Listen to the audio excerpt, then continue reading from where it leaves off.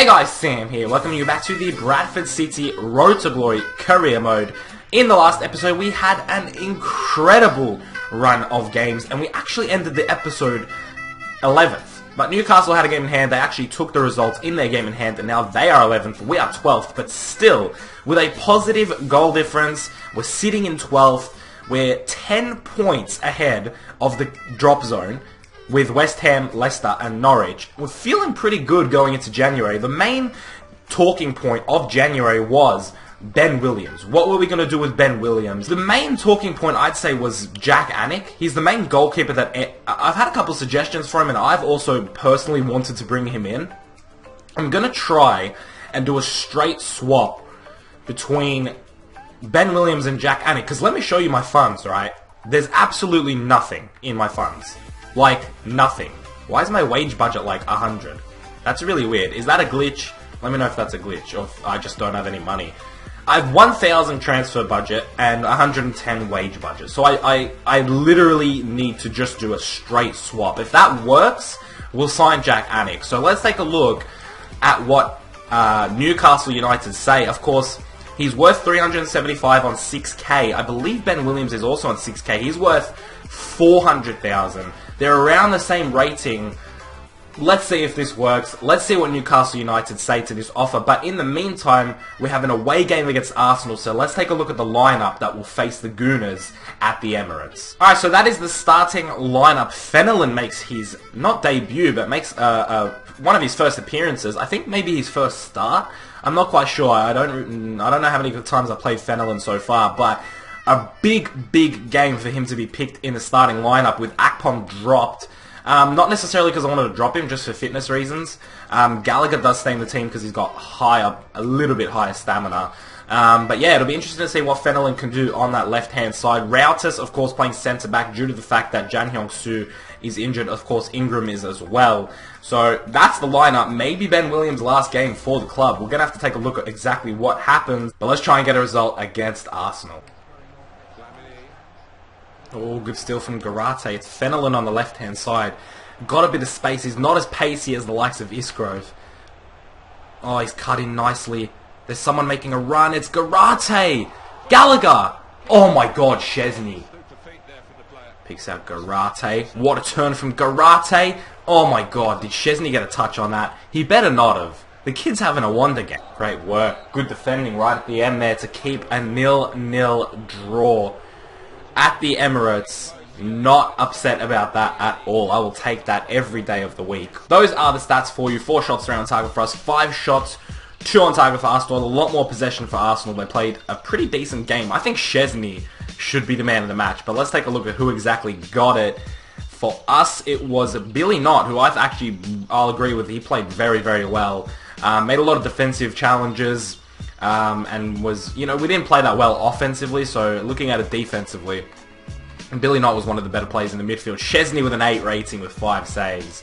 Really kept his team in it. I got to agree with that as well, but that was a decent result against Arsenal. I'm not too upset about that. Okay, so we actually got transfer offers for Ben Williams here. 600,000. Now I'm wondering, if we sell Ben Williams and bring in Jack Anick, without swapping them, will I make a profit? Because Ben Williams isn't on 6k at the minute. But I don't think I can do the transfer deal and offer Jack Anick the wages that he wants. If we sell Williams for, let's say, 650, can we bring in Jack Anick? I think I'm going to scout Jack Anick and see his worth. I think that's the smartest thing to do. And if I can pick him up for cheaper than 660, I should do that instead. Alright, so it's going to take about 18 days to scout Jack Anick. In the meantime, I'm going to counter for like 700,000. I think that's right. I think I'm going to do that. If he sells, we have Hernan Perez, 60 rated, can do a job for a couple of days. Or we could just straight up bid for Jack Anick and see what Newcastle say, or maybe even inquire.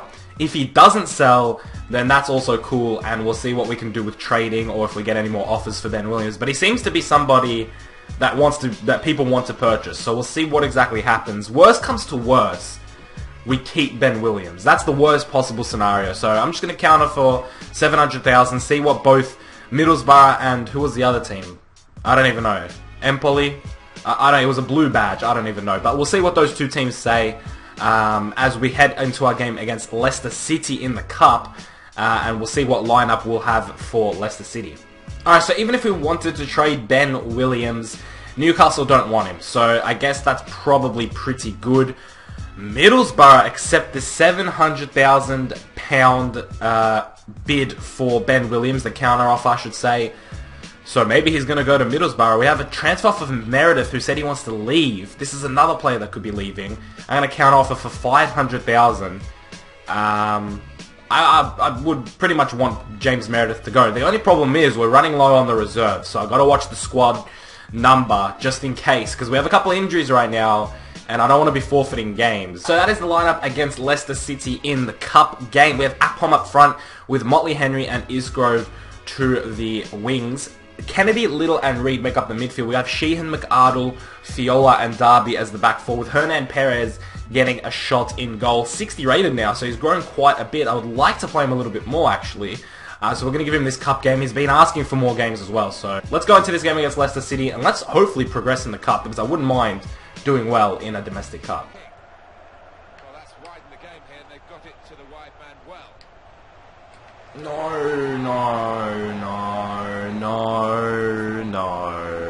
Why? Nah, that was my fault. Honestly, that was just really well worked from Kramaric. If he wasn't so fucking good at...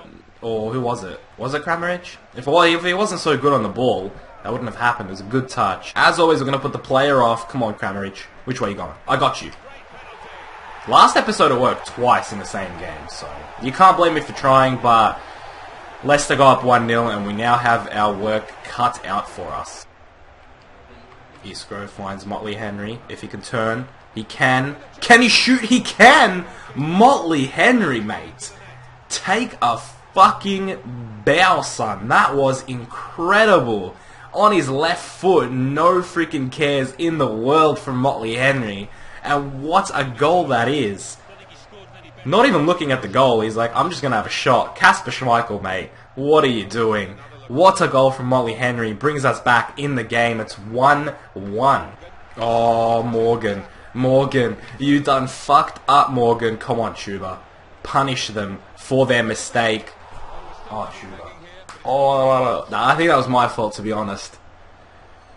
I took that one-on-one really badly. I came at the keeper head-on instead of on an angle. Fuck. What the hell, Gary Little? Settle down. Ref! Oh my god, Gary Little just baited the fuck out of the Leicester City defense. Did you see that? That was a bait and a half. I mean, first of all, where did he get all that pace from? And second of all, he like backs into King and falls and gets the penalty. You're so cheeky, Gary Little. You are so cheeky. All you, son. All you. To the right and up. Oh, Schmeichel read me, but he didn't read me well enough. And Akpom puts us up 2-1.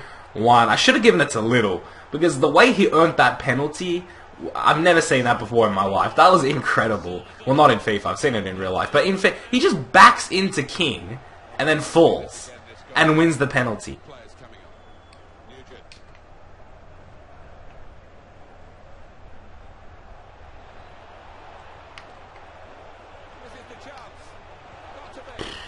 I don't even know what to say to that. I really don't know what to say to that.